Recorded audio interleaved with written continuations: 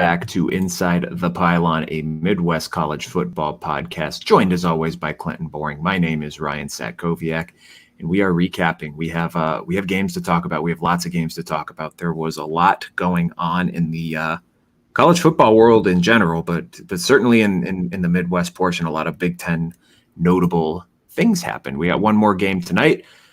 I'm excited for that one as well. Mr. Clinton, how are you doing today? I am doing pretty good, man. Just got a little one down for a nap. You can see I'm debuting the Ohio State flag today for the first time after a nice week one win. But I also got the Blue Jackets flag here. Just want to a sad time here in Columbus for Johnny Gaudreau's passing as well to his family and his brother also passing away. So just thoughts out to his family there, and I wish them all the best. But as we turn back to kind of the college football sound, man, let's get a little raw today. Like, this was a great weekend. I want some raw emotion put into this show. I'm trying to think through this morning kind of what I wanted to tie in. But I'm ready. You got to be juiced.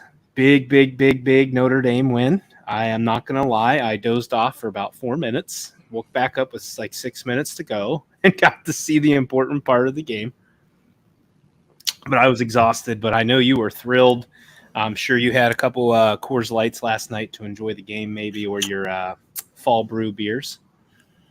I did not count, but based on how I was feeling this morning, I probably had between like 5 and 7 Oktoberfests last night because it just kept going down. And every commercial break, I'm like, I'm getting another one. I gotta pee. I'm getting another one. It was. I was profusely sweating in my cold basement. If that tells you anything about where my heart rate was, it wasn't as bad as the Ohio State game last year when my Apple Watch kept buzzing me because it's like, your heart rate is in the 130s, but it doesn't look like you're actually moving. I'm like, well, this is good. You're dying. You might be having a myocardial infarction. It wasn't quite that bad last night, but I was the dog was not happy with me. We'll put it that way. There was a lot of jumping and hooting and hollering, and when they I almost flipped the coffee table on that 4th and 1 run when Riley Leonard's entire body was at the 49-yard line, and they're like, hey, he was actually short. I'm like, what are you looking at? And then you reviewed it, and you still, that's just like, I'm not like a conspiracy theorist, but that's the type of stuff that you see, and you're like, what is going on here? Asinine call. I don't know. It ended up not mattering, thankfully. Notre Dame got one back later on that. I don't remember if it was a second down Bo Collins catch where it looked like he bobbled it on the way down. So it all works out in the end. Big win for the Irish. And we'll kind of start today with the bigger games of the weekend. We are once again live on the YouTube channel here recapping these games. You can find us there at ITPCFB. Make sure you're subscribed to that channel so you can get notified when we go live. Again, we're going live on Sunday, Monday, and Thursday in the fall for these games. Sunday time is going to vary. This is the earliest I think we've ever shot, but the Sunday one will vary, but our Monday one is going to be typically Monday, Thursday at 9 p.m., except for this week because I'll be out of town all week, so we're shooting 2 tomorrow, but they will drop in your podcast feeds for Monday morning commute, Tuesday morning commute, Friday morning commute. Subscribe to the shows in your podcast feed, Apple, Spotify, wherever you get your episodes. We're at Inside the Pylon, a Midwest college football podcast. Drop us a rating, drop us a review. We'd really appreciate it. It helps us grow the show. And make sure you're following us on the socials as well. We're also there at ITPCFB. We'll notify you when we go live so you don't miss us. But yeah, man, we can start with this Notre Dame game because I don't think it's hyperbolic to say that this is not only the biggest win of the Marcus Freeman era, it's probably Notre Dame's biggest road win since Oklahoma 2012. Like, I was racking my brain this morning listening to the recap shows, and between then and now, I can't recall a bigger road win than this. That would be your history, not mine. It was a great game last night. I really enjoyed it. I was also thrilled when I had to put Elliot down for bed. I came down and the score hadn't changed yet because there wasn't a whole lot of scoring going on early. Traded 6-6 for a while. And what I really liked, and we pointed this out in our Pick'em show, Notre Dame was going to have to use Riley Leonard's legs, whether it just be running or moving in the pocket to open up the pass. But his legs, I think, help opened up late for Price and Love. Was it Love's late game run. Yep. And big run there. Love that. I love the Notre Dame defense. We expected them to perform really well. They kept Wegman under pressure, but also making reads hard for him. The offensive line started a little slow. We had some penalties there, but they started to gel a little better in the second half and were able to make plays. So Notre Dame, huge win, as you said, for Marcus Freeman. I think they've been waiting on that. And as we've talked about before, they're going to be favored in every other single game. Should be. I'd say 99% likely they're going to be favored in every game the rest of the way. Yes. There are a lot of expectations on this team now. So it'll be curious to see how they do that moving forward. Yeah, ESPN was getting a kick last night at the end of the game, pulling up the schedule and pointing out how they're going to be favored in every single game. No, to quote Sam, at some point in the third quarter, this game is really boring, is what she said. I'm like, well, it must be nice for you to think that because I'm dying over here. He's stressed. It was not an offensive masterpiece by any stretch of the imagination for either team, certainly. But Notre Dame's defense had Connor Wegman in hell. Like this man, he threw up on himself in the middle of the game.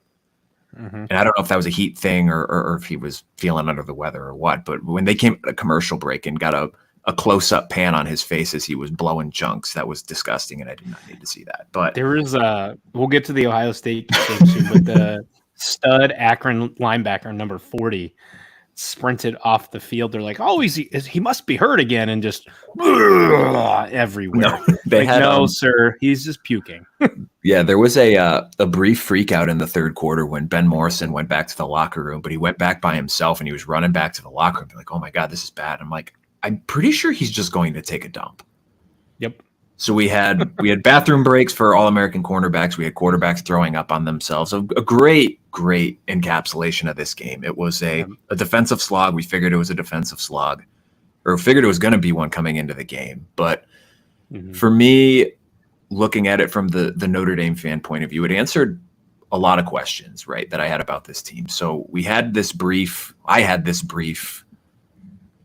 I don't know, crisis of conscience or something 2 weeks ago talking about this offensive line and how I thought it might adjust expectations for the season. And here we are, right after week one, and I'm thinking like this offensive line really wasn't as big of a problem as I thought it would be. They certainly did not look good in the first quarter, second quarter, but like watching some of these plays back, a lot of the mistakes that they were making were just execution assignment things. Like Nick Scorton's a dude. He's a beast. There was a couple spin moves he had on Anthony Knapp that were just otherworldly. And even, there are types of moves that are going to beat NFL offensive linemen next year. So there's certainly nothing wrong with that. You're going to lose some of those matchups when you're playing a guy who's going to be a first round pick. But there was one, I think it was in the third quarter. I don't remember if it was a pass or a run, but A&M was doing this thing a lot throughout the game where they would just have one or two guys down on the line and then everyone else standing up. So it was this constant guessing game of who's rushing versus who's dropping back. And the left side of Notre Dame's offensive line did not handle that particularly well throughout the game. There was one play where the left guard pushed his, like one of the stand-up guys came at him and he pushed him outside thinking that the left tackle would block him, but the left tackle already had a guy. So the center, the right guard, and the left guard all ended up blocking one guy while free rusher came at Riley Leonard. And I'm like, well, that's kind of what I figured was going to happen in this game. But they got better as the game went along. Texas A&M ran it like one of the big talking points on this game was how is Notre Dame going to handle the heat? Texas A&M's practicing in the heat. They're going to be acclimated to it. A&M had guys cramping. Notre Dame did not have guys cramping. Notre Dame got stronger as the game went along. A&M wilted in that fourth quarter. Notre Dame started running the ball a little bit more effectively. You have the big J.D. Price touchdown run in the third quarter. You had that big Love touchdown run right out of the 2-minute break in the fourth quarter.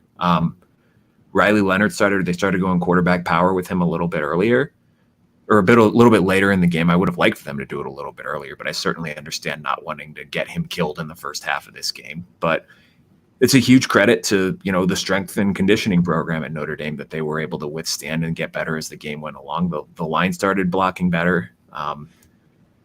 And they're going to get, that's the worst that line's ever going to be. Like they're only going to get better from there. There's a lot of talent, only going to get better with experience. And then the other big question I had about this defense, about this team on the defensive side of the ball was losing Cam Hart at cornerback to the NFL was going to be a big loss because of how he played last year. How was the opposite side of Benjamin Morrison going to play? And Christian Gray very Mhm. much lived up to the hype in this game. There was a lot of talk coming out of camp that he's looking like a true lockdown corner. And I should have saved the stat. I could probably find it real quick, but when Connor Wegman threw at Ben Morrison and Christian Gray combined, he was 4 of 11 for I think 25 yards. Oof.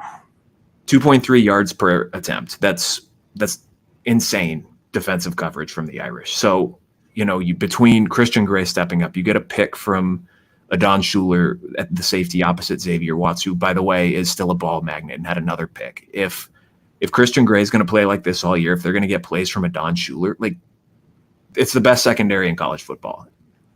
I'm not hearing arguments otherwise. Like, you have 2 All-Americans in the secondary. You're locking down like both outside spots. Like, you can't throw the ball, especially against this schedule. Like, is DJU going to beat this secondary? Absolutely. Haynes King's going to throw 5 picks against this secondary. Yeah. Like, I like Haynes King, but like, come on now. So, and I mean, maybe that's a bit of an overreaction, but in time will tell how good Texas A&M actually is. Like, is this just an elite defense shutting down an offense and they'll get better as the season goes along? Or is this, a really good defense that shut down an offense that's still kind of working things out and is maybe, a little bit overhyped? But is this like essentially Jimbo Fisher again? And that's no knock to Elko, but no, Fisher sure. had tons of good defenses, then couldn't do anything on offense. It was just inept. Right. So the other quick thing that I want to point out, gosh, the Notre Dame didn't do anything fancy uniform-wise, but just those white uniforms, golden helmets under the lights. That was beautiful. But I also was big on the A&M white helmets. Those are really, those were really nice. sleek. I think they on the jerseys this year they trimmed up the gold on the numbers and on the shoulder logo, and it looks a lot better. Nice. It looks really good. Yeah, very clean. Hostile environment, man. I don't think I would want to go to Kyle Field and wave that white flag for 3.5 hours. No, I mean, no. I kind of wave the white flag at the end of the game, if you get my gist. But yes. So for the Irish, I had a point that I was going to make, and I don't remember what it was. But I guess I saw a lot of complaints on Twitter about the play calling. I'm like, okay, the only objective of this game is come out with a win. Don't care how you do it. Don't care what the offense looks like. Would I have liked to see a couple more downfield shots? Sure, but it really felt like the game plan was get the ball out quickly. Don't get your quarterback killed. Don't make any catastrophic mistakes because we trust that we're going to be able to outscore them because our defense is going to be able to shut them down. And that's exactly what happened.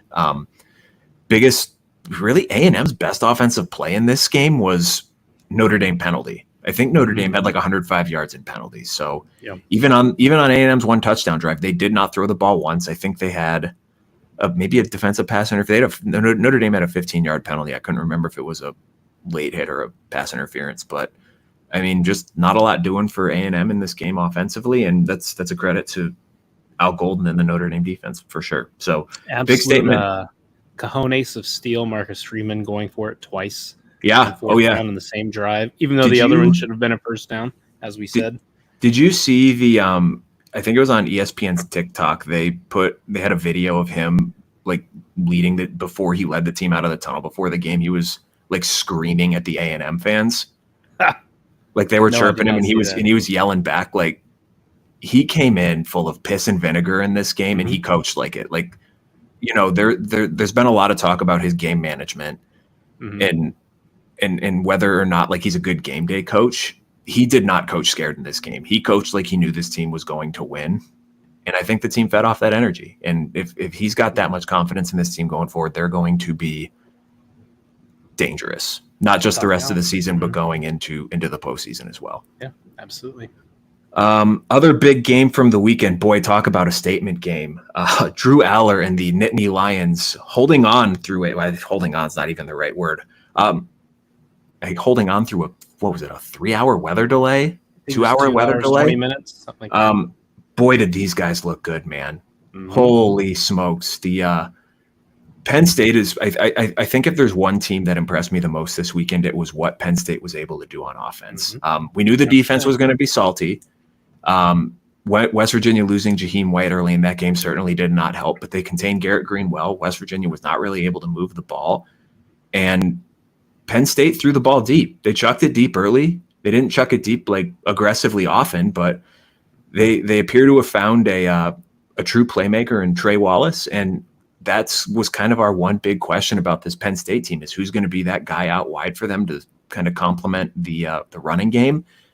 And if that's the kind of ceiling they're going to get from Trey Wallace this year, Clinton, I mean, I feel like we're talking about a team whose floor is then 11-1 and playoff bound. As I had them, Big Ten championship 11-1. Mm-hmm. I had this labeled as, when I put the notes in, Penn State with a thunderous performance, as we had to write out such a stormy delay there. Mm-hmm. You know, in heading into this game, and I think it was maybe more in the offseason, Andy Kotelnicki promised fun on offense. And boy, did he deliver week one. We saw the offense utilize the Wildcat yesterday. Mm-hmm. They motioned a 348-pound guard, and then backup Bo Pribula was placed in targeted spots to utilize his legs. I think he even threw it some to keep them on their toes. He kept the West Virginia defense guessing, which really opened space for the wide receivers, the aforementioned Trey Wallace. And then Evans, I think, was their other receiver. Julian Fleming did not record a stat in this game, as I guess we should have trusted our Penn State sources. And then that helped get Singleton and Allen loose. Mm-hmm. Was it Trey Wallace? He had 2 TDs on the day, he had a 50-yard reception. We didn't see 50-yard receptions. I think Evans also had a 50-yard reception. You didn't see that out of Penn State in 2023 and 2022. The biggest thing I noticed, even though it was a pretty raucous crowd, Drew Aller looked comfortable. Mm-hmm. He looked like he had an offensive coordinator who trusted in him to make plays. And Drew Aller did a nice job utilizing his legs to move the ball when they needed to. And then to flip to the other side, defense, man, speed kills. Winston and Reed, the safeties, they look like a really formidable back end after this game. And we already knew Winston was really good. They jammed those wide receivers all day long. They had 19 tackles combined. Carter and Denai Sutton, hey, I got his last name right finally, heat off the edge. Even though Carter didn't do, statistically, neither one of them had big games, but just the amount of pressure they were able to keep to kind of limit Garrett Green. But the biggest thing I took away, you already mentioned it, White got hurt, but the defense held the most prolific rushing attack in the FBS from 2023 to 87 yards on 37 carries. It's crazy. That is just over 2 yards a carry, man. They did give up the one rushing TD to Donaldson. My fantasy team thanks you, Penn State, even though he was short. He did not get in the end zone. They just didn't overturn the call. To me, you already said it. Penn State was the top Big Ten performer and maybe one of the top national performers of this first weekend. And they, to me, I know it's a week one, and maybe we'll get into our overreaction stock watch tomorrow, but they are a true threat, or they look like a true threat to Ohio State and Oregon in this Big Ten. Yes, especially with how some of the top dogs looked yesterday, and we'll get into this in a little bit, but I mean, Garrett Green had 5.8 yards per attempt. They ran for 2.3 yards per carry. I mean, that's, other than Ohio State, that's going to be probably the best offense that West Virginia, that Penn State faces this season. So really good defensive performance. Our biggest, like I said, the biggest questions we had about this team is what's the passing game going to look like? And it looked pretty freaking good in this game. And it's a weird game too. I put a little bit more stock in the first half just because after that long weather delay, you don't know kind of how guys are going to come out of the locker room. But Drew Aller looked awesome in the first half. Yeah. That had to be an encouraging sign for Penn State fans. So we've talked ad nauseum about this Penn State schedule over the last couple of weeks. It's not. I know that that Zach was trying to pump it up a little bit last week. It's not a very difficult schedule, but you got a tough road game at USC. If the offense is looking good for that against that defense, and we'll get a little bit better idea tonight what that USC defense is going to look like. But they're dangerous, man. If they're that good on offense this year, they're going to give Ohio State a game for sure. Yeah, because they get them at home. Yeah, it's not like they're on the road. They're going to draw them again. It's not the whiteout game. Washington is, but they're going to draw Ohio State at home, and that's going to be a monster matchup. And if Ohio State already has a loss to Oregon, that could be a second loss for Ohio State and maybe push them out of the Big Ten title race. It really depends what happens on the 12th, obviously, of October. But that early November matchup is going to be something we really need to keep our eye on. Now, as we've had, I believe both Penn State guys mentioned before, Penn State's known to have a stinker here and there. This is a really big win to start your season, just as it was last year. But I think it's more impressive this year with more expectations, with the new OC. he was probably the best coordinator hire of the offseason, arguably across college football, let alone in the Big Ten. Can this team hold the expectations? Can they continue to do what they're doing? I mean, the defense is going to be elite. Let's see that offense kind of have a repeat performance moving forward. And the good news for Penn State is even if you have a letdown game next week, you are playing a MAC team. So probably not too threatening there. Hey, Western Michigan, as we'll get to, they battled with Wisconsin for a little bit. So don't sleep on the MAC opponents. OU gave Syracuse a game for a while. Akron gave Ohio State a game for a first half. The MAC guys, they come prepared. Most of the time. So those are kind of the two big results that we wanted to start off with today. We're going to go back to Thursday night here and recap some of the action from those games, as both those finished after we finished our live stream, which I guess got the start of the UNC Minnesota game because it started late. Real fun game to watch. I mean, speaking of defensive slogs, this one was definitely it. UNC gets a last-second dying field goal to defeat Minnesota 19-17 in this game. Big story from that one, as we mentioned on the show last week, was no Darius Taylor for the Gophers. That's certainly a big loss, and in a tough game like this, you can argue that could have been the difference. Certainly injuries were a big story in that game with Max Johnson suffering a pretty gruesome-looking leg injury. It sounds like he's out for the season after he had surgery to repair a broken leg. And when, God, I can't remember the kid's name. I'll pull it up here. When Connor Harrell came in, early it looked like, hey, we're just going to try to run the ball and not make any mistakes. He made a couple big plays late, a couple big throws late to get them in position to inevitably ultimately win that game there. I thought that early in the game, Max Brosmer did not look particularly great for Minnesota. It seemed like, especially later in the game, they seemed to go a little bit more tempo and he looked a little more comfortable. So maybe that's something that they play with a little bit more over the next couple weeks. But he showed some good things there at the end, and certainly having Taylor back, hopefully this weekend, will open up that passing game a little bit more with some more threat from the running game there, Clinton, because in this game, Minnesota averaged only 2.4 yards per carry over 33 carries. Yep. Yeah, they had Major filled in decently well. He had 20 carries, 73 yards, as you alluded to. That's only 3.7 yards per carry for him. One touchdown on the day. Brosmer 13 of 21 for 166. We watched him struggle pretty early. He settled in a little bit more. One big thing to note, I was reading about this game, Minnesota had no big plays. I think they had one play over 22 yards, and that was it. They finished 4 of 12 on third down. Their average third down was 3rd and 8. Hard to win a game when you're living in 3rd and long. We talked about this in the offseason, how we wanted to pay more attention to your 3rd down, 4th down conversion rate. Well, Minnesota didn't do worth a crap. That's 33%. They scored 2 TDs on 4 red zone trips, and on one of the ones they missed on, we got a dinger off the upright. So they missed an opportunity short field there. goal. Short field goal. What was it, 27 yards, something like that? And then he missed one late. Then you look at their defense. A lot of unforced errors. For instance, we were live when this happened. A turnover negated by defensive holding. You would have had the ball inside the 10-yard line, which, if anything, maybe you bank on a 3, maybe doinks another one off. I don't know. In the 4th quarter, when Connor Harrell was mentioned, he had a fumble. They did not recover it. Here's the flip side to the 3rd down.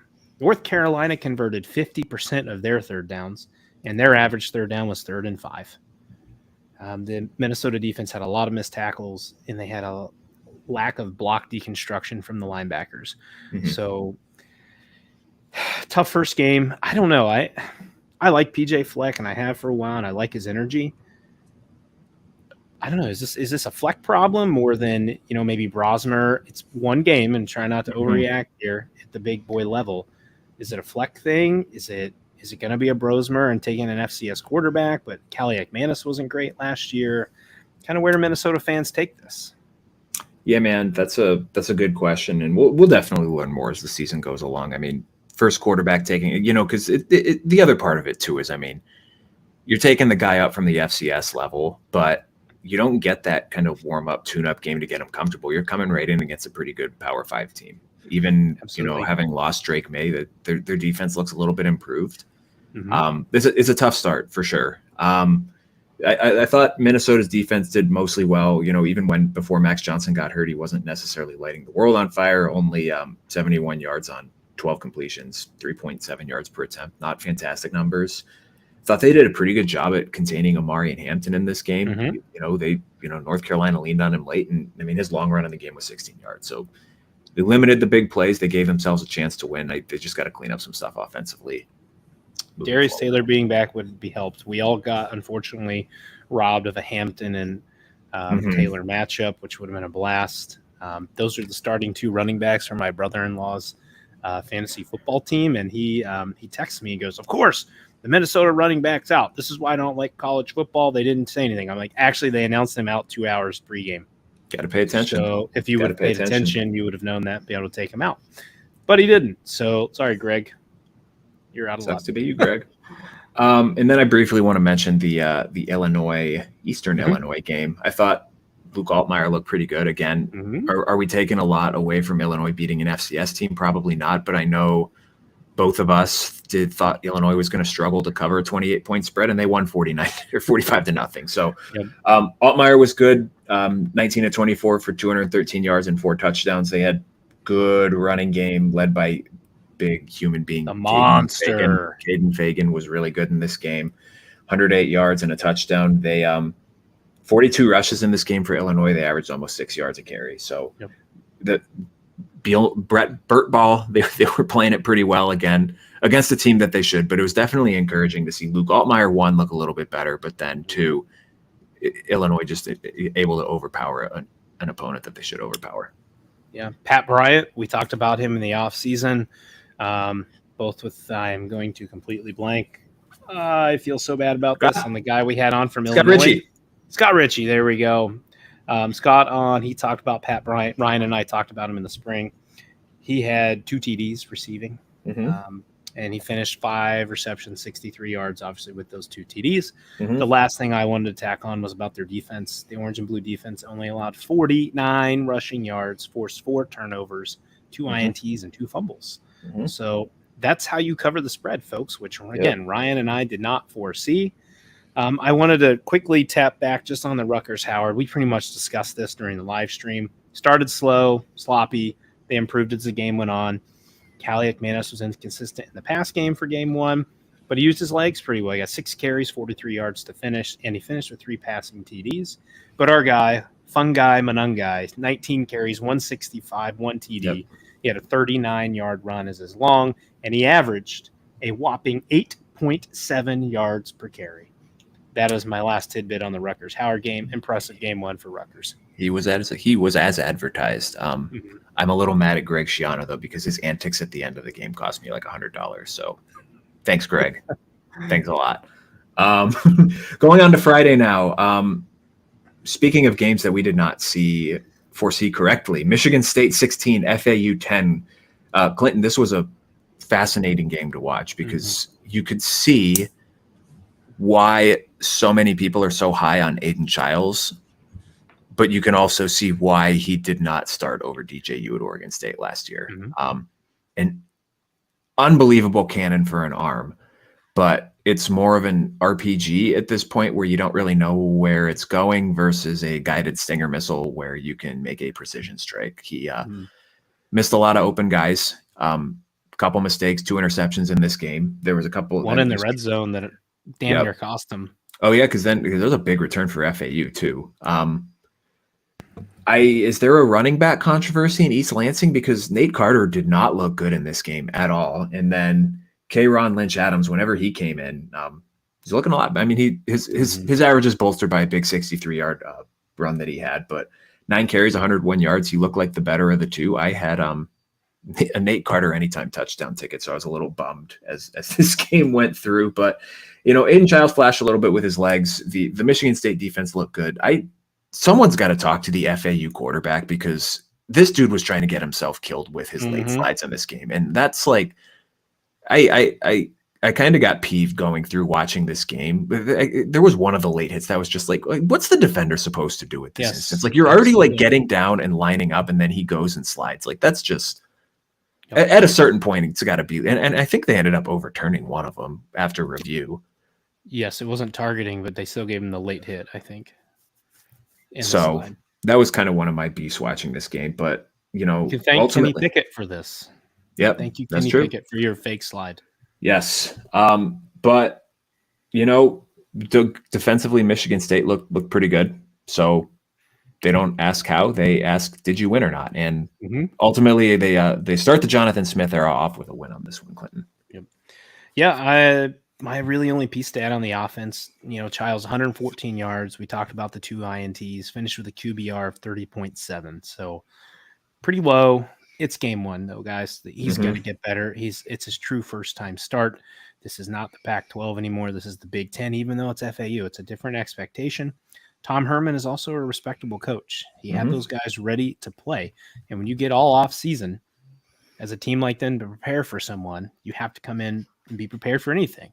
So we go back to Fancer, the FAU quarterback. He was pretty limited passing the ball, but boy, he had a nice scrambling ability in key situations, getting first downs as being a thorn in the side of the Spartan defense. So this kind of made it a little hard to judge Joe Rossi's defense for the Spartans in game 1, but that's the way it goes. These teams are going to come in and do anything and everything they can to try to pull the upset. Michigan State is not going to face that type of scrambler constantly throughout the season. Clean up the penalties, like you already talked about. The late hits targetings, I get it, but it's hard for the defender. Got to try to be a little bit better with that. The D did have 2 interceptions, Gross and Martinez, and then Gross also led the D with 12 tackles. And then props to Jordan Turner on the critical stop on the final drive to help seal the win for Michigan State. Yep. 7 sacks for the Spartans in this one. Chris Bogle had a sack and a half, 2.5 tackles for a loss. 2.5 sackles. 2.5 sackles for a loss. We should give him the PFLs and call him sackles. He got a sackle. That just sounds disgusting. So other game on Friday night, Wisconsin at 28, Western Michigan at 14. I'm going to pat myself on the back for saying I did not think Wisconsin was going to cover a 23-point spread. This was another one of those strange games, Clinton. Just looking at kind of, I didn't watch as much of this game. We had some friends over on Friday night, so I was trying to teach someone how to play euchre. But like, just kind of looking at the drive chart, Wisconsin had 3 drives in the first half. They went 16 plays, 63 yards, missed a field goal. 16 plays, 93 yards, touchdown. 14 plays, 68 yards, field goal. And then in the second half, they opened the second half with a 14-play field goal drive covering 59 yards. 5 plays and a fumble, 5 plays and a punt, 4 plays, 20-yard touchdown, an 8-play touchdown drive. So they weren't like turning the ball over or like going 3 and out often. They're moving the ball pretty well. I thought, watching some of the highlights, I thought TVD made a couple of nice throws. Certainly some things that they can clean up offensively. Good running back tandem with Ches Malusi and Tawee Walker. Both look decent enough in the game. So you'd like. I'm sure if you're a Wisconsin fan, you would have liked to have put a little more up offensively on the board. But first game, you moved the ball well, you possessed the ball well, you weren't turning the ball over. That has to be some encouraging signs there for the Badgers.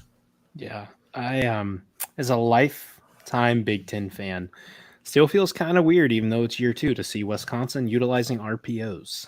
I'm so used to 5 yards in a cloud of, hey, new subscriber, Fish Finder. Thank you very much for following us. We appreciate it. Hope you'll keep tuning in with us as we go through the season. But yeah, was it 3 to 5 yards in a cloud of dust football, and then they run play action off of that, or as they used to love against Ohio State, the little jet handoff to the wide receiver coming in motion. That ate Ohio State up a few times. But as you already noted, they settled for field goals early, which made it really hard to shake Western Michigan. Western Michigan's coach, I don't know if you saw his pregame speech. Dude had this team juiced. I love Lance Taylor, man. I love Lance Taylor. To come out. So Ohio State, see that flag behind me? You better be ready week 2 because they're going to be just as juiced to try to come knock you off. The biggest thing for TVD, he had his ups and downs. He had a fumble late, but he had some long drives, a late rushing TD with 3:17 left to seal the game. You already mentioned the running back duo. They had 140 yards together of the 196 total, and they also had 2 of the 3 rushing touchdowns. But I'm not gonna lie, I fell asleep, or I chose to go to bed because I knew I'd be up late last night to watch. I went to bed, but I caught the game's replay the next morning, and I watched the after I read kind of an article from I forget who I read it from for the Badgers, but I kind of got the key points of when things happened. So I kind of waited till the second half, tuned in. Wisconsin had one punt of the night, and it led to the biggest play of the game. So they were trailing early in the fourth quarter. Bertram's punts it, bounces off the WMU Deshaun Bustle, and then Austin Brown for Wisconsin pounces on the ball at the Western Michigan 20-yard line, which led to the go-ahead to Wee Walker touchdown. And that was kind of where the straw that broke the camel's back. Western Michigan had hung around, took the lead. Badger fans in Madison getting a little nervous, a little cold sweat there. And then the big play happens and they seal the game. Sometimes that's the way it goes. Wisconsin's 1-0, as we already said. That's all that matters. You just need to win, baby, win. I was fascinated by this next game, Clinton. The Iowa Hawkeyes not only cover a 23.5-point spread, they nearly hit the over by themselves. A 40-0 win over Illinois State. When for a half of football, it looked like same old Iowa. We had first half drive chart for Iowa. 3 plays punt. 6-0 at half. 3 plays punt. 4 plays 6 yards field goal. 6 plays punt. 7 plays 30 yards turnover on downs. 6 plays 17 yards punt. 10 plays 49 yards field goal. That was the first half. And then the second half we go touchdown, punt, touchdown, end of regulation. I don't know what they did at halftime. I don't know what Phil Parker said to them. I don't know what Tim Lester said to them, but they woke something up. And Iowa scores 5 touchdowns and a half for the first time in God knows how long. I think it was. Well, they also said they'd scored it was the first touchdown they had scored in 12 quarters. That's a long time, man. 3 touchdowns for wide receivers in this game, Clinton, for Iowa. They had 4 touchdowns from wide receivers the last 2 years combined. I get it. I get it's Illinois State. I get it's Illinois State, but we are not that far removed from Iowa starting the season against an FCS team where they won the game 7-3 on the strength of what? 2 safeties and a field goal or something like that? Or did I just make that up? Mm-hmm. I don't think I made that up. No, I think you have it right. So, impressive win for Iowa. This is one of those games that, again, the opponent's not great, but you needed to see something different from this Iowa offense. Cade McNamara did not look good early, and there was even a couple of those throws in that second half where I'm like, what the hell are you doing? But it somehow worked for him, and it's probably not going to work against Big Ten defenses. But 21 of 31 for 251 yards, 3 touchdowns. Caleb Johnson on the ground looked really good. Kamari Moulton on the ground looked fine. 40 carries, 241 yards, 6 yards a carry for Iowa in this game. So, I mean, if you're a Hawkeyes fan, that first half probably had you feeling some type of way, and that I'm sure by the end of that game you're feeling a lot better. Yep. Reese Vander Zee, baby. 2 TDs, his first career start, I believe. And he has 2 TD catches for Iowa to help lead the way against Illinois State. I think it was a case at halftime. Tim Lester walked in, and he just walked in and said, "Hey, guys," and he took his Brian Ferentz mask off and said, "I'm here now for the second half. We're going to change this game up." And it was like that Scooby-Doo thing, like who's who? Or I'm sorry, the Spider-Man meme where they're pointing at one another. Impressive day for Caleb Johnson. We talked about this with Tyler Toshman. They need a good O-line play. Need to figure something out with the O-line. I tune into this game periodically here and there. Again, trying to tune into some of the other games. The Virginia Tech Vanderbilt upset was a bit stingy there, so I was more tuning into that. But they look much improved. I believe Cade McNamara hit one of those. It's probably one of those questionable passes you talked about. He hit it for a touchdown. He was running backwards, threw it off his back foot, and just said, "F it. Somebody's down there somewhere," and got it. My man Luke Lachey, who hails from Columbus, Ohio. Good game 6 for him. receptions, 63 yards. Not the leading receiver in this game, folks. Remember, he got injured early season last year and still led the team in receiving yards for the whole entire rest of the year. If he could have just got a touchdown pass, I was really excited when I saw Iowa had 40 points and like, damn, he's got to have one, right, for my fantasy team. And goose egg on touchdowns. But really impressive. There's nothing to say about their defense. It's Iowa's defense. Elite. They're elite at all times. They had 4 sacks on the day. They had 1 interception. So pretty standard Iowa stats. They didn't need the defense to be a saving grace for them in the second half, at least. No. Easiest bet of the weekend for me was Illinois State under 7.5 points. Yes. So big game for Iowa this weekend. They got the Cy-Hawk game, so we'll see if the how that offense carries over into a. I think Iowa's going to be fine. Did you watch any of the Iowa State game? They did not look great. They struggled. They pulled away late. I think it might be like 24-13, 24-10 type win. But Rocco Beck did not have his best game. I'm already blanking on the Iowa State receiver I have in fantasy. He did pop off, though, so that was great. But it's in Iowa City. I wouldn't bet against Iowa, folks. I think Iowa by 10 plus here. I think they get it done. There we go. You'll have picks from us later this week on this.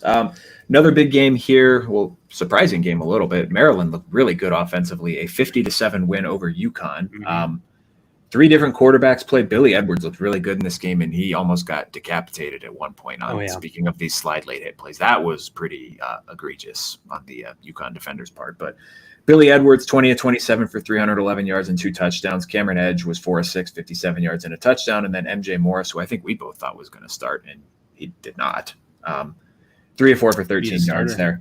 Yeah. Roman Hemby, good game on the ground. When we did our position rankings, this would have been like May or June. I was fairly high on the Maryland receiver corps. Early June, I think. Sounds right. I had Maryland in my top 5 for receiver groups, and they kind of showed why in this one. And again, I get it. Ty Felton, awesome in this game. 7 catches, 178 yards, and 2 scores. Caden Prather, 6 for 60 as well.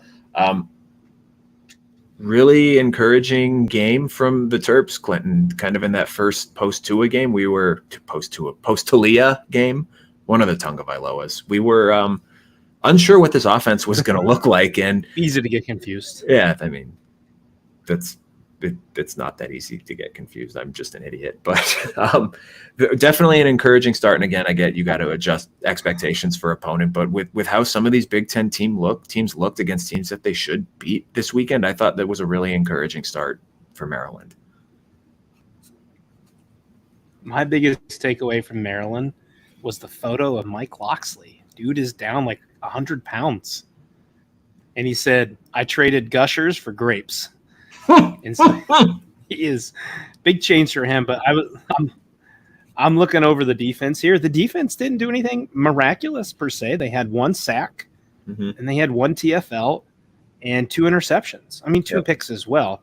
But they weren't at least getting the sack yardage or the tackles for loss to really dominate the game. It was the offense that was really surprising.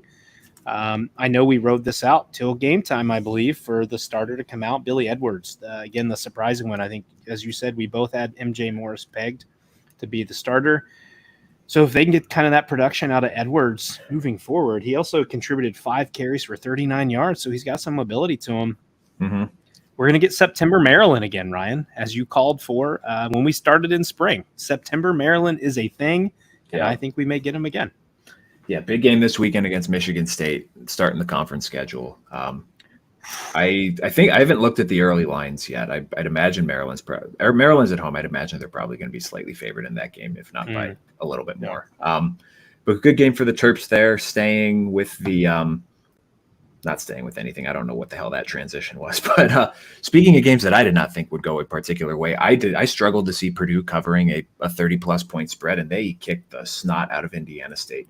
49-0. Hudson Card looked awesome in this game. I think it was a FBS record for completion percentage, minimum 20 attempts, maybe. He was 24-25 for 273 yards and 4 touchdowns. That's when we talked with Dub a couple weeks ago, I've been a Hudson Card fan. I think he's a good quarterback. I thought that, the transition last year was a little rougher than I thought it would be, but again, FCS opponent, but if that's any indicator for what Purdue's offense could look like this year, we've talked ad nauseum about the schedule, but that makes you think that, if someone's not paying attention to them, they're going to get someone.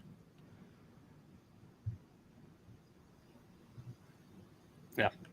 Well, I mean, we were also when did correct me if I'm wrong. Didn't Deion Burks left Purdue, right? Yeah, he's at And went Oklahoma. to Oklahoma. Is that the receiver that left? Yep. Went to Oklahoma, and he had a hell of a game. So then Yep. you had to turn around and what to expect from Purdue, and pretty solid lines from Max Clare, 5 for 71 and a TD. We also had Jamal Edrin, 4 for 59, and then we had two other guys, Leland Smith and Jaron Tibbs, each contributed a touchdown. I'm sorry, also Morissette with a touchdown there. Yep. I was Georgia impressed with the transfer. run game. 3 new backs. Yep. Yeah. Devin Mockabee, 11 for 89, no touchdowns, but Elijah Jackson contributed 3 for 83 and a touchdown. Reggie Love, not as much in the yardage total, but did contribute a touchdown as well. I don't know, man. I'm looking at the bottom of this. I'm looking at the scoreboard on the bottom of the TV as I'm watching. I'm like, there ain't no way in hell Purdue's going to cover this spread. And I'm looking, it's 21-0, 28-0. Like, Ryan and I really undershot these guys. I expected them to fully win the game, but to not was a 32-point spread. Yep. I couldn't fathom a world in which that happened. Nope. Great job, Boilermakers. Hell of a start to the season. Super proud of you guys. Way to kick it off in the right way. We said if they want to reach that over-under, you have to take care of business in games like this, and they certainly took a great step forward in week 1. Clinton, what the hell happened to Ohio State in this game? That's where we're heading next, huh? I was so in on Ohio State going up early in this game. I think I had Ohio State minus 14 first quarter. I had Ohio State over 14 points first quarter. I'm watching this game. I'm like, what the hell are you doing? They could not move Akron off the ball in the first quarter. And I get Donovan Jackson was out. That does not help. But it's Akron. You're bigger than them. You're more talented than them. I don't care if you're starting a true freshman at Ohio State. You should be able to bully Akron, and they really struggled to do that early in this game. Yeah, so Ohio State coming in this year with Jackson out for this game. They had 2 returning linemen from last year's offense start. That was left tackle, right tackle. Seth McLaughlin obviously has tons of playing experience with his career at Bama, but first game with Ohio State, new offense. And you got 2 guys to the left and right of you who were also making first-time starts. Integra Shabola. Shabola might have had a spot start here or there for him in the past. And then Austin, and I'm blanking on his last name, started at left guard. Carson Hinsman also saw time at right guard. Ryan Day also talked about, regardless before we got the Jackson announcement, that Ohio State was going to be rotating offensive linemen in this game, even at the start. So that was more at guard. The tackles are pretty well set. So the guards were going to be interchangeable anyways. But you're right. There's no excuse. They could not push Akron off the ball at all to run. I'm watching poor Quinshawn Judkins try to go up the middle, and the guy's getting 1 yard to carry. I'm like, what is going on with this? So I tweeted out yesterday, and this is a in-game reaction irritation. Leopards don't change their spots is what I tweeted out. And that was in regards to Justin Fry and his offensive line play. I was pretty disappointed in the first half with how they came out. They just looked lackluster, like they didn't have energy, any push on the ball. Then they got it rolling in the second half. But they also, Will Howard got in some duress as well in the pass game with the edge rushers. Now, Akron was sending blitzes more than just pass rushers getting after him. But one thing I take away from the game, offensive line play needs to be better. If you continue along this line, you're going to get better because it's week 1, but you're going to get eaten alive by Michigan's defensive line. Now, you may be fortunate because their offense is absolute ass, but their D-line is going to eat you, and Oregon's defensive line will probably eat you, and Penn State certainly will. However, on the flip side, Will Howard looked pretty good. I noticed. I agree. People are going to say his final stat line. Yeah, he was at this percent, but he had 4 or 5 drops. I was going to say it was midway through the second quarter there. So he was started 0 of 4, and then he completed 5 of 6, and then he went 0 of 4 again. I think 3 of those first 4 incompletions were just brutal drops. Yep. Emeka Egbuka dropped one. Jeremiah Smith dropped one that it was like a little wide receiver bubble screen coming back into the middle. He probably houses that if he catches that. That's a 60-yard TD. So then Howard adds another big stat to his game. It was very typical, I feel like, of Ohio State over the past few years. Very slow starts. Doesn't matter the team in the first quarter. They take forever to get it going. And I know they're breaking in Chip Kelly and all these pieces. But Howard, he looked good. I was pretty impressed. I liked him using his legs later in the game, made some key plays. Now, again, you don't want him to have to do that all the time. You certainly shouldn't have to have him do it much against Akron. Mm-hmm. But you know where I'm going to go on this offense. Henderson looked nice, plenty of bursts. We're keeping him healthy. Judkins got it rolling a little bit late. James Peoples looked great as the third running back. They are giving him automatic J.K. Dobbins comparisons, and I will gladly take that. But Jeremiah Smith, the freshman phenom, He looks good. this dude is a grown-ass man, as a 17 or 18-year-old kid, however old he is. Akron had no chance. I was actually sitting here, and Ohio State's doing their typical short pass, throw to the side, blah, blah. I'm like, just throw the damn ball deep to Jeremiah Smith, because there ain't a thing they can do to stop it. And there's not going to be anyone in the Big Ten that's going to stop him this year. Because if you try to, they're going to have Carnell Tate and Emeka Egbuka to throw the ball to on the other side. Defense looked good. I mean, Akron got some ball movement, but also Ohio State didn't put the defense in great positions at times. I believe they also had a turnover on downs where Will Howard forced one in on fourth down. It got batted down, but the defense played really well, only giving up 2 field goals. Jack Sawyer was living in the backfield, just beat the crap out of the first quarterback. I mean, I don't know if this guy's got a broken sternum or ribs, but he was sitting on the sidelines, and every breath was a grimace at the end of this game. Denzel Burke with a really good pick yesterday. Lathan Ransom with what a gift of a bounce off the fumble and then return for the touchdown. That was awesome. But I enjoyed watching the linebacker play of Sonny Styles and CJ Hicks, as well as Arvell Reese. Cody Simon missed the game. Not really sure why. I think that was kind of a late announcement. Didn't really get a reason specifically. We might get that on the Ryan Day press conference on Tuesday. But the linebackers, with Eichenberg and Chambers, the past 2 years, they have not been overly athletic. Or in Chambers' case, athletic, but not always knowing what to do with linebacker instincts. Styles, Hicks, and Reese are freakishly athletic and fast, and it looks like how linebacker play should. And from what I expect from Ohio State, that's going to help him in pass coverage as we go. CJ Hicks was quoted as saying preseason he wanted to lead the team in sacks this year. He got his first career sack in this game.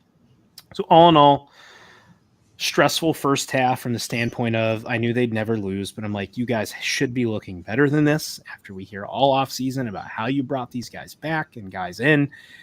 And it was a bit lackluster, but they got it together, got the reins on the offense, and I look for another first quarter challenge from Western Michigan this coming week, but Ohio State trending in the right direction. We haven't really shouted out special teams yet to many people. I have one for Michigan, but I also have Ohio State's. Brandon Innes is going to return a punt return for a touchdown this year. That kid is dynamic, and that is the exact person they should be using on punt returns, not Caleb Downs. Innes will get a punt return touchdown this season. Indiana 31, Florida International 7. Clinton the Fighting Curtis Rourke's looked pretty good in Kurt Cignetti's debut here. Curtis Rourke's stat line, nothing super crazy, 15 to 2,400, 80 yards and a touchdown, but I thought Indiana ran the ball supremely well in this game, which is a little maybe different than what we've come to see from the JMU offense, a little more pass first typically, but 3 running backs for Indiana looking really good in this game. You know, Elijah Green, 5 for 82 and a touchdown, had a long run of 51. Tyson Lawton, 16 for 74 and 2 touchdowns. Justice Ellison, 10 for 68. That's good. You got to run the ball in the Big Ten. They look good with that. And defensively too, man, they really shut down this FIU offense. Only 129 yards passing for FIU. They had 30 rushes for 53 yards, 1.8 yards per carry. So again, I get the opponent, but when you're talking about some of these teams, first-time head coaches, you want to see them put up a good result, and they cover the spread. I thought they looked pretty good. They got up early, and it seems like they just kind of coasted the rest of the way.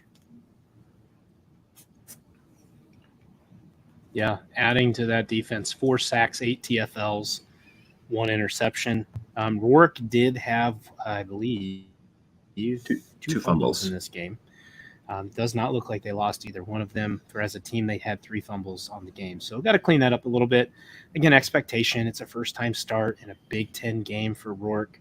And a lot of these guys, because remember, Indiana brought over a lot of JMU transfers, as Cignetti lived in the world of, I want production on my team versus you were a previous 4 or 5-star talent that hasn't done anything. But I'm really impressed with the Hoosiers. I think Rourke's only going to get better with the more comfort he is. If you even look, too, he didn't do much on the ground, 6 carries, 3 yards. But those 3 backs, if you can have a trio like that, and Indiana can stay and hang around in games and be able to punch you in the mouth with 3 different backs, that's going to be a challenge. They're going to be a tough out. You did not shout out, though. He was 0 for 1, but Tyson Lawton did have attempt to pass in this game. So just to add on to that, that's pretty fun, but did not complete. But yeah, great performance. I know Caleb, avid follower and listener of the show, who was live tweeting at us on Thursday night. He was at this game. So shout out to you, Caleb. I'm sure you enjoyed the first IU win of the victory of the year. Good Lord, am I having a stroke? But impressive performance week 1 for the Hoosiers. Let's talk about hype, man. Nebraska 40, UTEP 7, Dylan Raiola looking good. He is looking good, man.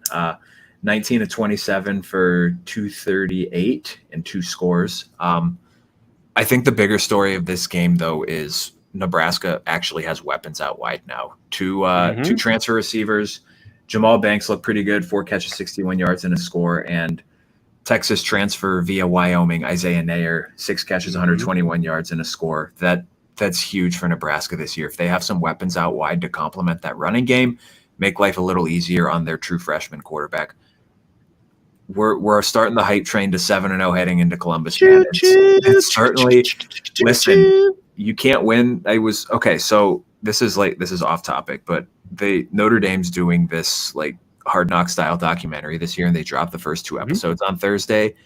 And they had Jim Tressel was talking to the team wearing a Notre Dame pullover, by the way. That looked pretty good on him. Okay. But he was talking to the team. I think it was in spring ball, and he was telling them, guys, you cannot win a national championship in the spring, but you can definitely lose it if your preparation isn't good enough. And for this Nebraska team, right, we've been talking a lot about it. You know, could they be 7-0 heading into Columbus based on how the schedule looks? Like this first game against UTEP, it was definitely not going to be one of those games where you sit there and think, yeah, they're going 7-0 into Columbus. But if they looked like garbage, you definitely would be thinking like, we got way too far in front of our skis. We're punting that conversation down the road another week because they look pretty good. And I get it was UTEP, and we'll get a lot more answers about this team next week playing Colorado, especially on the defensive side of the ball, having to go up against Shedeur Sanders and Travis Hunter. Big matchup. Really, really good debut for Raiola in this Huskers offense, Clinton. Absolutely. And I damn near want to skip this just because of the Colorado matchup that's coming up. Shedeur Sanders to Travis Hunter, but the Buffs defense, we're going to break this down. Anyways, I'm really excited for this weekend. I think that's the big noon, right? Over Michigan and Texas. Or is Michigan, Texas? No, Michigan, Texas is big noon. Michigan, Texas. That's right. Nebraska is a night game with it's probably the NBC game. Yeah. Yes, it's NBC. So Raiola looked really good.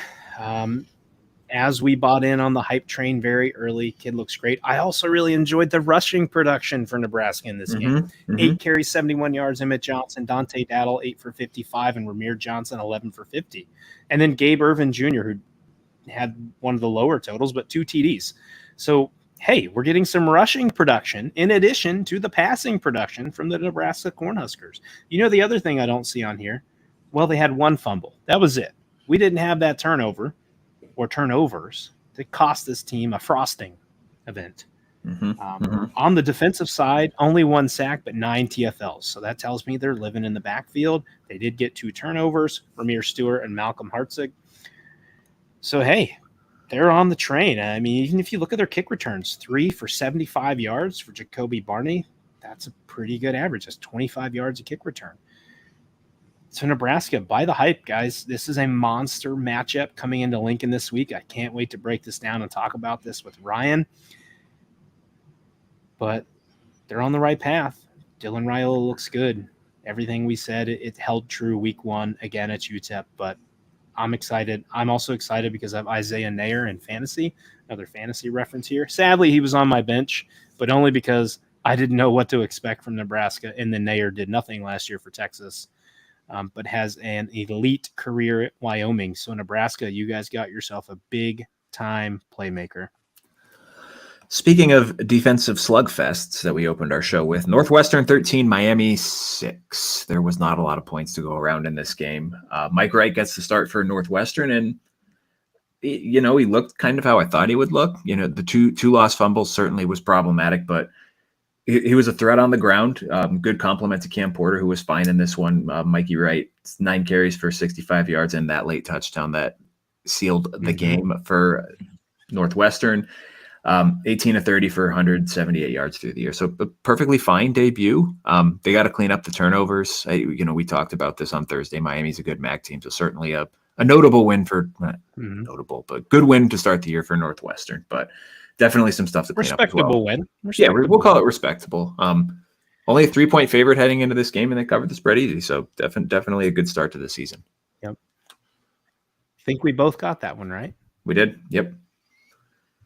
Nice. Yeah. I don't have a whole lot to add to this one other than I was going to talk about the Mike Wright touchdown. I saw that, but as much flack as we have given this mistake by the lake, pop-up stadium, whatever you want to call it, damn, that scene was beautiful. When they take like that drone sky footage, look at that pit sweat on there. Holy cow, that's bad. Yikes, dude. That was gorgeous seeing Lake Michigan there, man. That was absolutely beautiful. Now, it's not going to stay that beautiful come wintertime when it looks horrible out there. No. Jack Frost is nipping at your nose. But for this opening weekend, it was absolutely beautiful. And that's kind of the last piece I had to add on that game. It'll look like the land beyond the wall in Game of Thrones, where it's just iced forest. We're going to call this next segment, What the Hell Were You Doing? Because we're going to talk about two top 10 teams that looked not like top 10 teams in their games. I think we should keep that. The "What the hell were you doing" segment. Yeah, this is absolutely like should keep that moving. What's forward. Was it Randy Moss or Chris Carter? The "Come on, man." This is our version of that. Oregon 24. What the hell, man? Yeah, Oregon 24, Idaho 14. This was a weird game because Oregon moved the ball well, but kept not converting fourth downs. It was super strange. Missing field goals, fumbling the ball. It's just sloppy play by Oregon in this one. The fact that they needed Dylan Gabriel to throw the ball almost 50 times in this was a little concerning, but he looked good. Jordan James was decent in this one. Noah Whittington, fine, but only 3 yards per carry for Oregon on 37 rushes. And this has to be a little bit concerning, at least for the Ducks here, Clinton. I'm not a Duck fan. I'm a Duck respecter. I don't like the fact that we had to go 41 of 49 to beat Idaho. Now he did go for 380 and 2 TDs. Yep. But I think one thing we saw already in this first matchup, Dylan Gabriel does not have the arm talent of Bo Nix. It's not there. He's also not big enough. He's every bit of 5'9" or 5'10". Oregon cannot live in a world where they rely on him throwing it 40 plus times to win big games. This wasn't even a big game. This was your opening game. I can write it off as week one. You were sluggish. It's a respectable opponent, though, because Idaho, I think, made the quarterfinals in the FCS playoffs last year.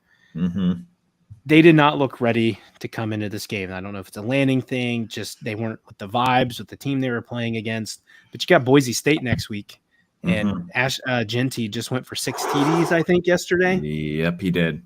Now, I don't know if Boise plays defense, so we might have us a bang shootout on our hands, but you better figure this out in the next week and not show up lethargic, or you're going to be in deep trouble. And part of the reason I read was the struggles was the offensive line. And Yep. Dale came on and talked with us about this. This was a reshuffled line. Walk-on Charlie Pickard played at center, and then their typical center, I'm going to botch this, but Iapani Lalolu moved over to right guard. There was pressure in Dylan Gabriel's face throughout the game, and it stymied Oregon's offense. They didn't have as many chances, but you, I think, also already alluded to this, and we alluded to it in the Wisconsin. Or not the Wisconsin. There was a game earlier. They failed to convert multiple fourth downs. Yep. They went for it, and you stick your defense in a bad position. Now, the defense only gave up 14 points. Pretty impressive. But Oregon, I had you locked, not locked, but in my mind, it's smoking this team. Yep. putting up some big stats week 1, and you put up the stats, you didn't score. Yeah. I turned this game on over the Michigan game late because they finally broke it open. I'm like, Oregon, LOL. Like, are you kidding me? I mean, Evan Stewart didn't really do anything. No, he did not. Tez Johnson and Terrence Ferguson were the big receivers for the day. Mm-hmm. Jordan James, you mentioned pre-show, was productive, 95 yards and a TD. The defense, though, they had 4 sacks, 2 interceptions. They held Vandy to a total of 217 yards. So if you look at those stats, you look at the final score and expect something a lot bigger, right? Mm-hmm. It's week 1. We're making a mountain out of a molehill here. Sure. They're going to be fine. But damn, you got to come motivated this week, or you're going to be 1-1. Yeah, it's going to be a tough game this weekend. Boise is a good team. Next, part 2 of our series, What the Hell Were You Doing? Michigan 30, Fresno State 10. I feel like we've been getting gaslit by the Michigan media who said that this offensive line was not going to miss a beat because they did not look good. They missed multiple beats. They missed multiple beats. I've been on the record saying I think that this is getting a little bit underplayed. How everyone's saying, yeah, this Michigan line is just going to be fine. You replaced your top 7 guys from last year. They looked out of sync. They were missing assignments. They were not giving Davis Warren a ton of time to throw. They weren't opening lanes. Oh, by the way, Davis Warren is your starting quarterback. Ryan, hold on. This just in. That was poor execution.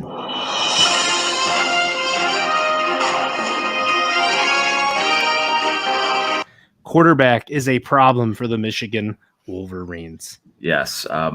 Davis Warren did not look particularly great. He was 15 of 25 for 118 yards through a interception on a deep ball to the goal line.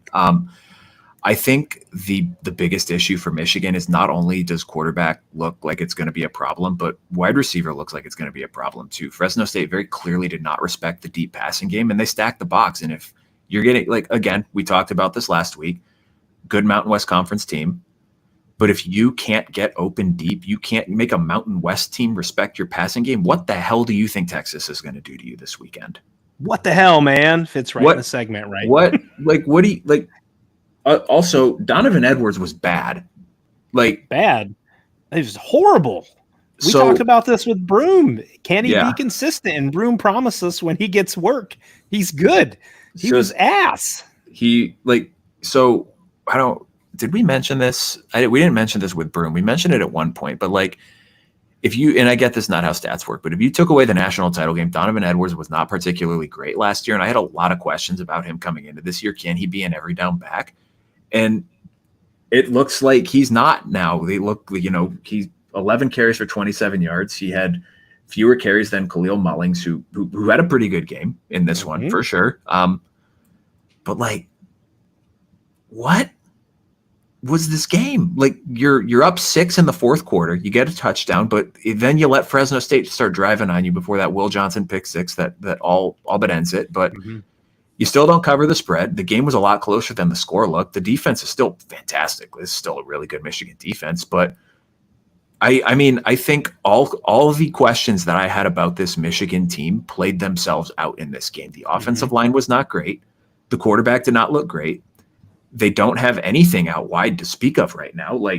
I think, what did you have? You had Michigan receivers have 6 catches in this game for 33 yards or something like that.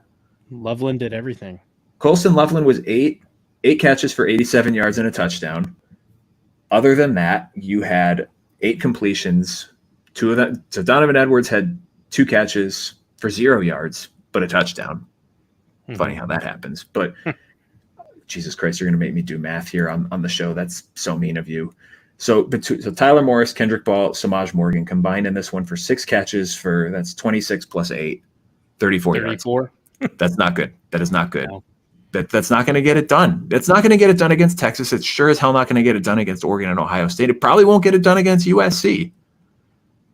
This is a certified problem. This Michigan offense. Everything that I thought could go wrong for this Michigan offense played itself out that way in this game. And you have 5 days to figure it out before you have to play a top 5 team at home, who, by the way, looked awesome against a Mountain West Conference team this weekend. I don't know if you have any hot takes on this one, Clinton, but I was just, and again, I did not watch this game. I was in my own hell here, so I was just kind of we put the game on a little bit at halftime, but like watching the highlights this morning, it was just.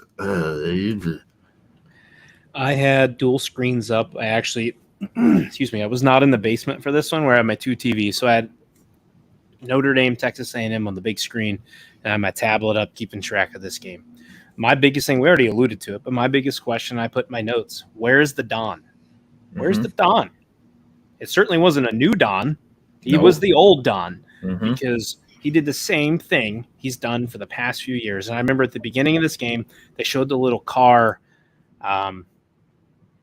I don't know what you're going to call it, little shot of the guys in the car, and it was the running backs. It was Haskins and Corum and Don's first year. Then it was him riding side by side with Corum after Haskins left. He got the ride in the front seat, didn't take a back seat. And then last year, how he took a back seat to Blake Corum. Well, I got news for you, Don. Just getting on the cover of NCAA football doesn't get you drafted. Nope. You're riding in the back seat again after week 1 to Khalil Mullings, and Broom made us aware of that. He said if there's a name to know in this backfield, it's Khalil Mullings. The dude's massive. I think he's 6'3", 230 pounds, I read. He's a big boy. And Michigan had to lean on him in the fourth quarter. You know, he powered his way for 42 yards to help set up the play-action TD to Loveland that got them a bigger lead, and obviously the Will Johnson pick 6. Orji would come in, and he sparked the offense a little bit. They had him throw a couple passes. I think the one was for the touchdown that obviously surprised Fresno State because everyone thought they were going to run it with him. But if you can't trust Orji to throw, and you're not going to trust him in a big scenario next week to throw the ball, not against Texas. First of all, you might be down so much against Texas that he's just going to have to take the ball and run. But Davis Warren, I don't mean to slight him or be a dick, but how many years has he been with the program? And he was a walk-on. Yeah. I saw the reasons as to why that was in this game. I was not impressed. They are hurting without McCarthy. And, you know, Ryan and I talked about overreaction, underreaction, whatever. This is not an overreaction. I don't feel like this is truth because we heard about this from spring, summer, and a fall camp. We have talked to Anthony Broom 2 different times, and both times he's brought up with us quarterback. What are they going to look like? And it's a mess right now. And the problem is you don't have that softened, spongy schedule to start your season off this year. You get Texas this week. It's at Michigan. Your defense is not going to stop Quinn Ewers for 4 quarters if your offense can't move the ball. They're going to be exhausted. And he's going to pick you apart. Sarkisian's going to know how to block Graham and Grant to be able to give Ewers time. I don't know, Michigan. I already thought you were going to lose the second game of the season because I knew Ewers is not going to falter in front of your fans. But I think you might be in danger of losing this game by double digits, and I didn't see that happening. I thought it would be a close game that you would lose, but I think you're at risk to losing double digits to Texas this week. I don't have any money in my DraftKings account, but it was such an egregious game that I'm like, I'm going to bet up on a bunch of money on Texas. So early line right now, Texas is a 6-point favorite in that game. And I'm going to be fascinated to kind of track that throughout the week because it would not shock me if that got bet up to 9 or 10. Yep. Absolutely. And we'll that's all we'll touch on this one. We'll probably have a little bit more on Michigan tomorrow, but I thought that was a pretty not shocking result because 20-point game, but still the process for how we got there was fascinating to me. Speaking of fascinating, Clinton, the UCLA Bruins going to the island, taking on the Hawaii Rainbow Warriors. They pulled it out, man, and it looked dicey first. There was some UCLA consternation on the timeline early in that game. It went down 10-0 in the first half, and then gutted it out in the second half. They big touchdown pass from Ethan Garbers to Rico Flores, the Notre Dame transfer, early in the third quarter. They trade field goals, and then 2 fourth-quarter field goals for UCLA win this game. I think there was a really bad Hawaii interception, too, that led to one of those. Like, the kid I think he got hit and just chucked it. Yeah. Someone had made the comment, I think that was the game, that this might be the easiest interception of the year, and threw it right to him. Yeah. Like, oh my gosh. But if you look at UCLA, like they gave up passing yards, 227. They didn't give up crap on the ground. 51 yards. Yep. It's pretty good. 51. That's really stout run defense. But Poof, you played with fire. Now, Yeah, man. they didn't cover, did they? Because they had a 13, minus This 13. is 14. I They did think not when we cover. picked them. Yep. But damn it, they got the win. They Yep. did get the win. They're 1-0. All that matters. We talked about, I thought this game was a gimme preseason, and you said it wouldn't be, and you were correct. It wasn't. But they had to get it because you got a brutal schedule. And if you wanted to see a few wins, you had to have this one. I'm afraid for UCLA because if that's kind of how they look this year, they might not win another game. And there was, I think, I don't know if Dimitri does runs the Mighty Bruin Twitter account or if it's his co-host that does it, but I think one of them tweeted halfway through the game, like, is the dreaded 0-12 coming up? Because you got to go back home, you got to rebound, you got the Fighting Sigs coming to town this week. Indiana, LSU, Oregon, Penn State is UCLA's next 4 games. It would not shock me if they did not win a single one of those, and at that point, you got to question where the team's headspace is going to be. But Ethan Garbers was a little loose and reckless with the ball. He finishes 19 of 38 for 272 yards, a touchdown, and 2 picks. They did not run the ball well at all in this game. Garbers was their biggest threat on the ground, 7 carries for 47 yards. But Keegan Jones, 3 carries for 13 yards. TJ Harden, 9 carries for 9 yards. And Anthony Frias, 1 carry, 2 yards. Guys, we don't do math well, but 9 carries, 9 yards. That's 1 yard per carry. I can do that's that horrible. Math. I can do that math. I think I saw someone else tweeted too that Eric Bieniemy's not beating the Patrick Mahomes bolster your career allegations, and that's not at all. It's a rough start for the Bruins, man. But I mean, they get the win. That's all that matters. But boy, do they have a lot to clean up over the next couple of days, or else it's going to be a rough rest of September for them. I tell you what, you just mentioned it, the Fighting Sigs coming in. Indiana's not going to be a pushover. They have defense. No, they're still getting the offense rolling together, but they play defense. And I think Indiana is better than Hawaii. And it's not like UCLA sells out the Rose Bowl to pack that stadium full and beat you with crowd noise. No. There might be just as much crimson in that stadium as there is UCLA blue. Yeah, would not surprise me. Last game that we'll touch on this weekend, one of the other Western newcomers, Washington 35, Weber State 3. I thought Will Rogers looked pretty good in this game. Jonah Coleman, the Arizona transfer, was exceptional out of the backfield, 6 carries, 127 yards, 3 touchdowns. Roman's guy, Denzel Boston, looked really good, 6 catches for 76 yards and a score. Giles Jackson, 10 catches, 98 yards. The offense looked good, man. They Not a little bit of a slow start, but they picked it up in the second quarter and then kind of pulled away from there.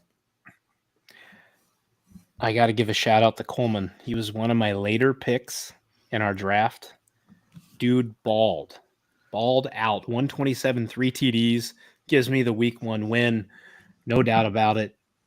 Over 200 for week 1. Feel pretty good. But yeah, you said every single piece there. Are we missing one? Where was Hunter? Was Hunter out for this game?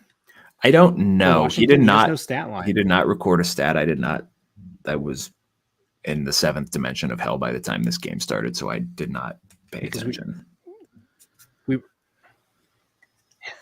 We were obviously looking for the new big 3, but 2 of the new big 3, Jackson and Boston, great games, man. Look good. I expect Will Rogers to be able to sling the rock and move the ball well.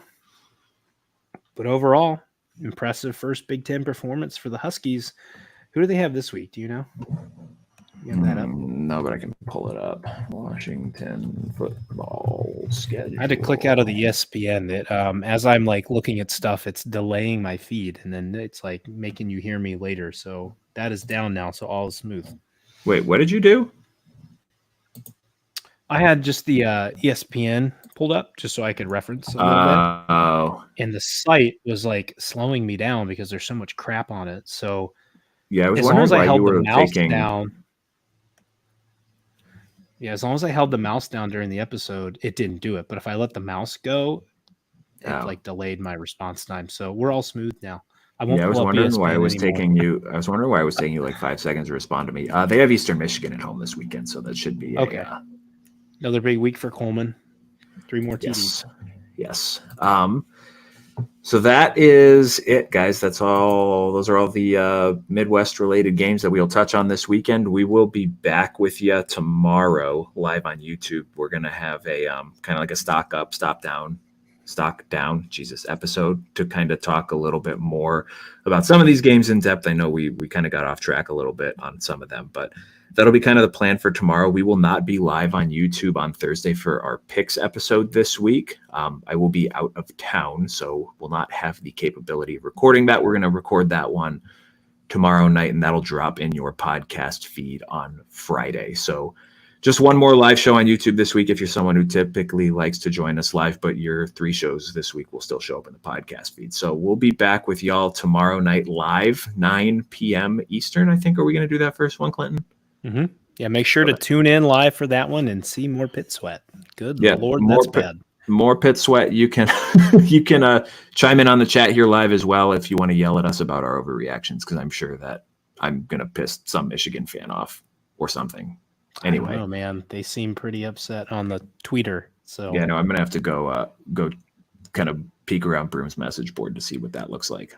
Anyway, enjoy the USC LSU game tonight, guys. Oh yeah, we'll talk about that one a little bit as well. I've completely forgot that game is on tonight. Yeah, go Trojans! Hopefully the Big Ten gets a big win over the SEC for our coverage. I don't see it happening, but go Trojans. Would be big for Notre Dame's schedule as well, because you give LSU a loss and you help that strength of schedule out. All right, guys, enjoy the game tonight. We will see y'all tomorrow for some overreactions. Thanks for tuning in.